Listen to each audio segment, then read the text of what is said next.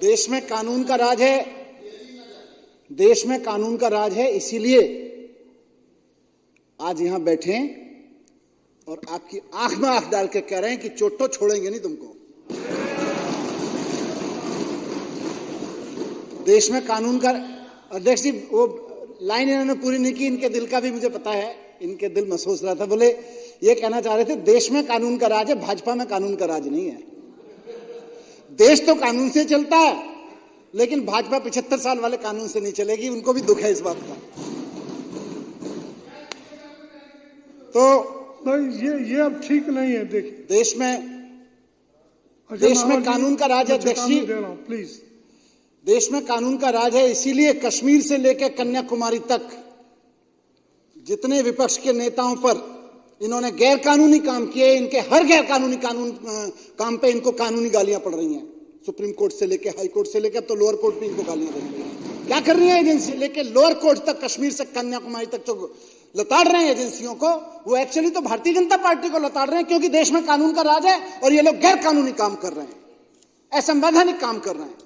कानून का राज है, इसीलिए चारों तरफ पूरे देश में थूथू हो रही है इनकी कि भारतीय जनता पार्टी को सत्ता क्या मिल गई, एजेंसियों का खुला दुरुपयोग होने लगा। और सिर्फ नेताओं के खिलाफ नहीं अध्यक्ष महोदय, हम तो नेता हैं, लड़ने के लिए निकलते हैं घर से। जिस दिन सोचते हैं कि राजनीति में जाएंगे, उस दिन लड़ने के लिए तैयार होकर निकलते हैं कि लड़ना है, कोई रेड कारपेट लेके नहीं बैठेगा। लेकिन इस देश के व्यापारियों के खिलाफ देखिए, कश्मीर से कन्याकुमारी तक अगर आप पीएमएलए के केसेस देख लीजिए, देश के हजारों नहीं लाखों व्यापारियों के खिलाफ भारतीय जनता पार्टी ने शोषण का अड्डा बना रखा है। ईडी को पीएमएलए के नोटिस दिलवाते हैं, 4 बड़े व्यापारियों को जेल में भेज देते हैं और उसके बाद कहते हैं भैया देखो 4 बड़े व्यापारी और 4 बड़े नेता जेल में डाल रखे हैं, 1 साल से निकलने नहीं दिया, आतंकवादियों वाले कानून, ड्रग माफियाओं वाले कानून लगा के तुमको भी जेल में डाल देंगे, चंदा दे दो। और चंदा देना पड़ता है बेचारे को। व्यापारियों का ऐसा शोषण कर रखा है, आप दिखा लीजिए हाई नेटवर्क इनकम के कितने लोग भारत छोड़ के गए हैं और उनमें से कितने लोगों को पीएमएलए का नोटिस दिया गया था। शर्म से डूब मरेंगे भारतीय जनता पार्टी वाले अगर ये डेटा सामने आ जाए। बात हम सिर्फ अपोजिशन की नहीं कर रहे हैं। मैं तो 17 महीने इनके कुकर्मों के कारण जेल में रह के आया हूं, कानून का राज नहीं था इसलिए जेल में रह के आया हूं, कानून तोड़ तोड़ के राज बना रहे हैं।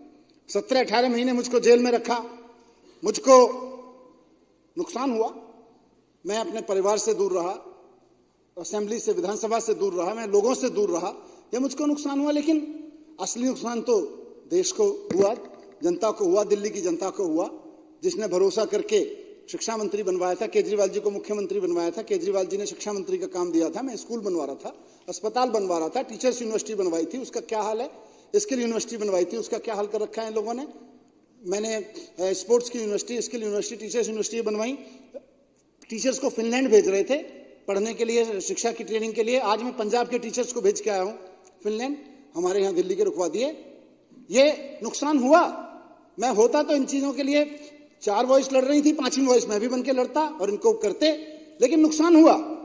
अध्यक्ष महोदय, मैं अपनी बात पे आऊंगा, उससे पहले भाई मदन लाल जी ने जहां से बात शुरू की कि बात सिर्फ मेरी नहीं है, बात सिर्फ सर की नहीं है, केजरीवाल साहब की बात यह है कि लोकतांत्रिक रूप से जब जनता ने इनको इनकी औकात दिखा दी कि भाई तुम्हारी औकात 7-8 सीट से ज्यादा नहीं है, और पहले तो 3 सीट से ज्यादा नहीं थी, उस केसेस में से ज्यादातर खत्म हो गए, ये जो बचे हैं ये भी खत्म हो जाएंगे। इन्होंने 3 केसेस सत्येंद्र जैन के ऊपर लगाए, जिनमें से 2 केस खत्म हो गए, खारिज हो गए, 1 बच रहा है, अभी वो भी खारिज हो जाएगा। इन्होंने 1 केस गोपाल राय जी के ऊपर लगाया 2012 का निकाल के, गोपाल राय जी उससे डिस्चार्ज हो गए। ये कानून के राज की बात कर रहे हैं ये।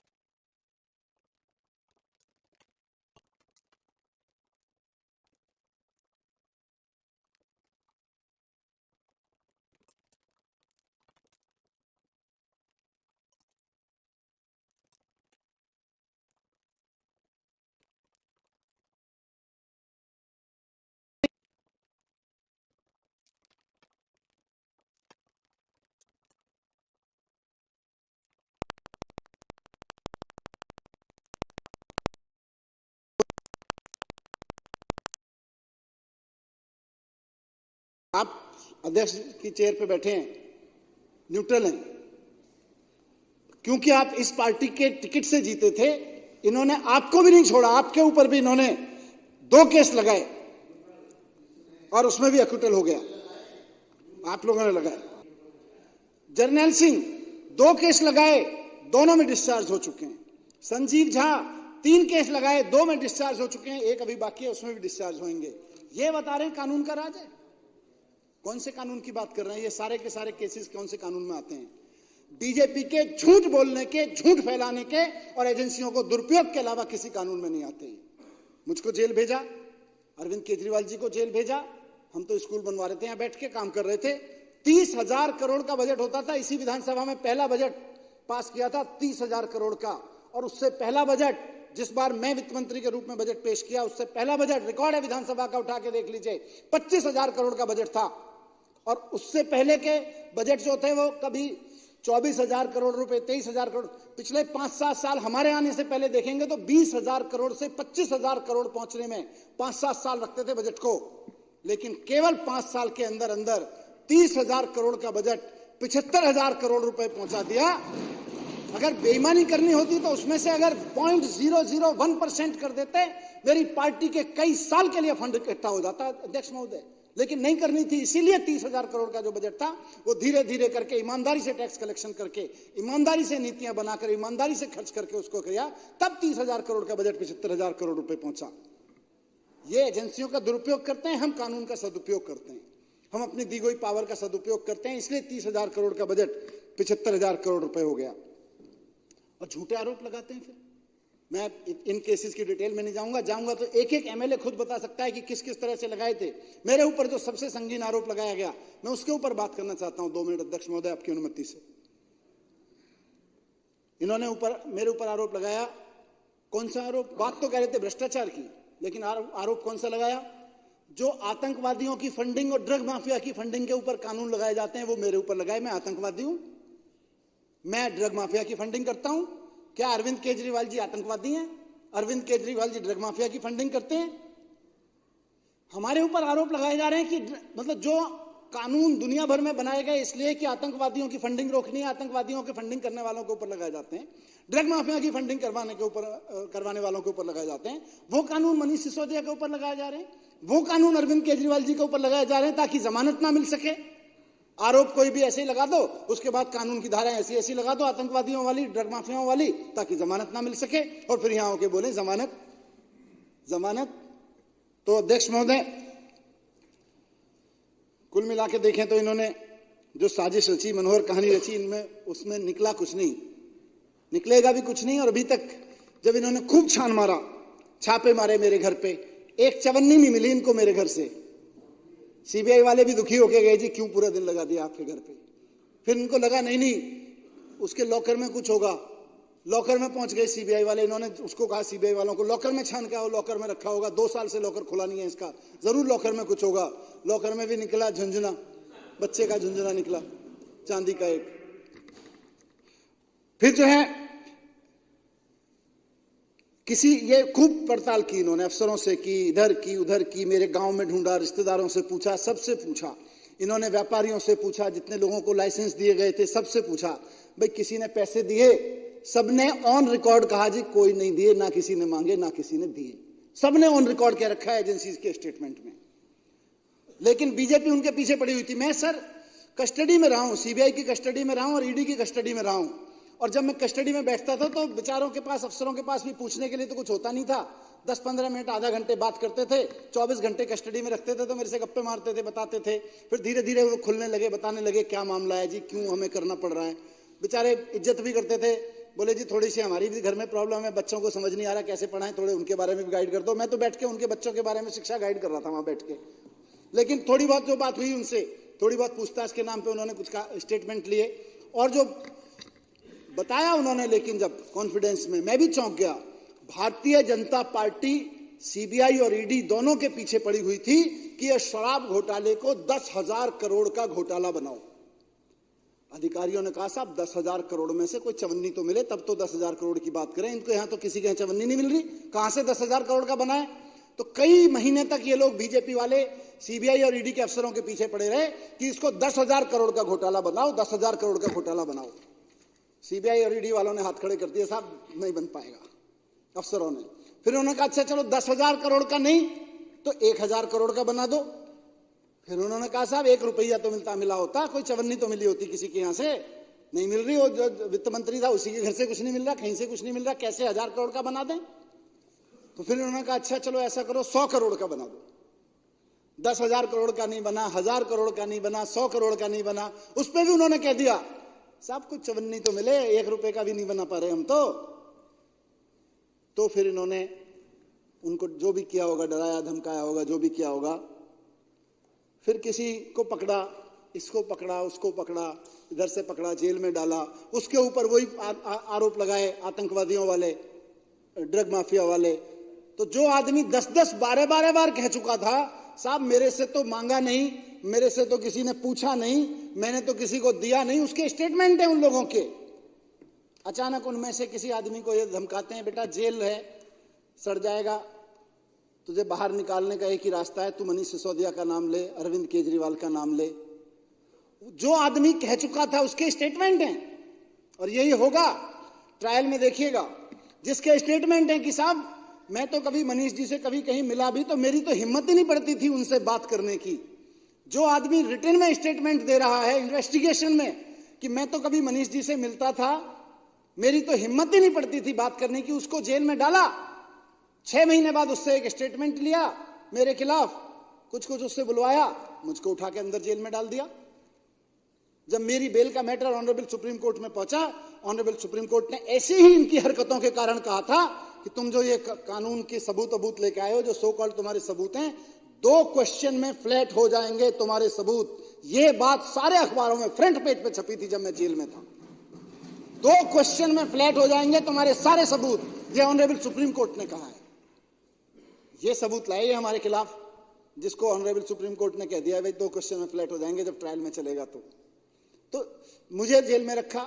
फिर उसके बाद में फिर हुआ भाई अब संजय भाई को कैसे डालें। मैं अंदर था जब इसकी कस्टडी में था, ईडी और सीबीआई की, वहां अंदर के अधिकारी मुझे बता देते थे देखो जी आपको लाए हैं। पहले 10,000 करोड़ की बात कर रहे थे बीजेपी वाले, फिर 1,000 करोड़ पे आ गए, फिर 100 करोड़ पे आ गए। बोले कुछ तो कर दो यार, कुछ तो लगा दो यार। तब भी नहीं लगाए तो बोले एक स्टेटमेंट के आधार पर लगाओ, इनको अंदर डालो।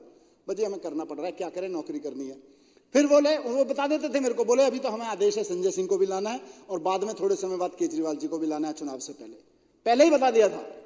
बोले अच्छा जी। मैंने कहा चुनाव से पहले? हाँ। बोले चुनाव से पहले करेंगे कुछ ऐसा, ऊपर से जब आदेश आएगा करेंगे।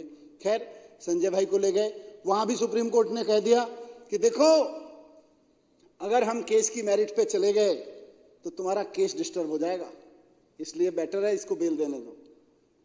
थोड़ी देर बाद में ईडी वाले बोले जाके बीजेपी वालों से पूछ के, सर दे दो। बीजेपी वाले कैसे दे दिया, मतलब आका का मतलब बीजेपी होता है वहां। संजय भाई को भी जेल हो गई, अब बेल हो गई।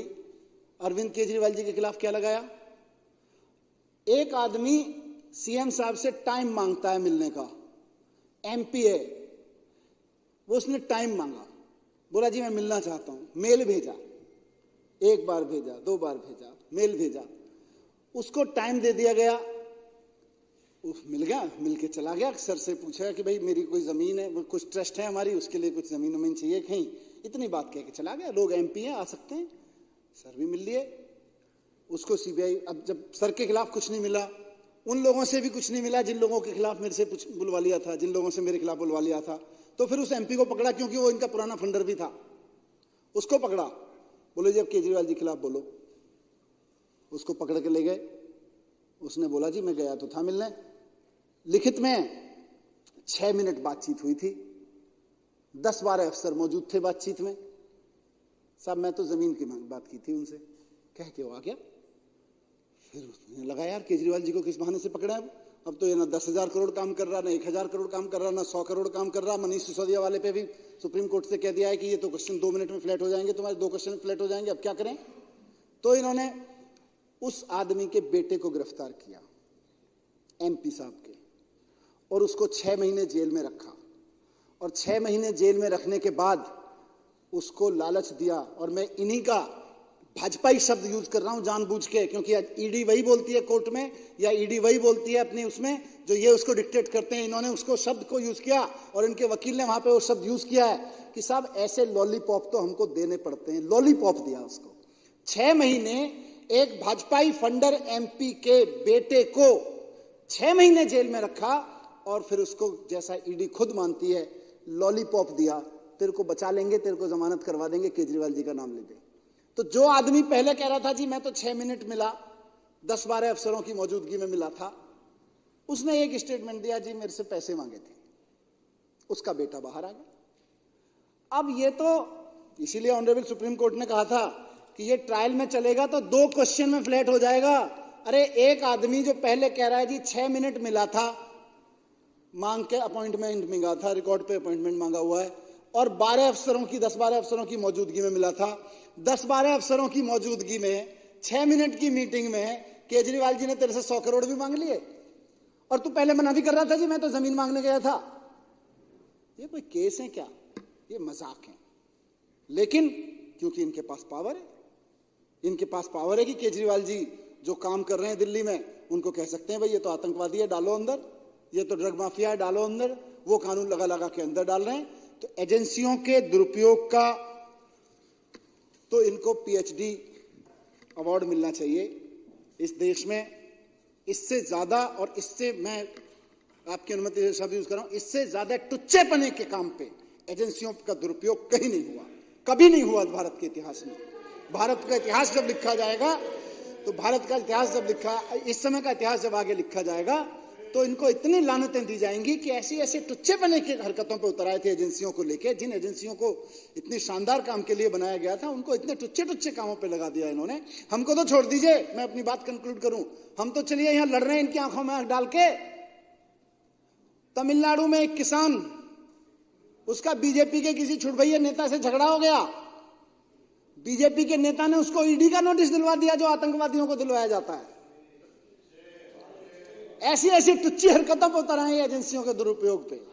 और देश के व्याप, यहां से मैं बात शुरू की वहीं खत्म करूंगा कि हमारी तो बात फिर भी नेताओं की लड़ाई है, राजनीतिक लड़ाई है। सर कटाने के लिए निकल के आए हैं, जेल जाने से डरते नहीं है, सर भी काट देंगे तो डरेंगे नहीं। लेकिन इस देश का व्यापारी हजारों लोगों को, लाखों लोगों को नौकरियां दे रहा है, इस देश की इकोनॉमी में योगदान दे रहा है, और लाखों लड़के लड़कियों को नौकरियां दे रहा है।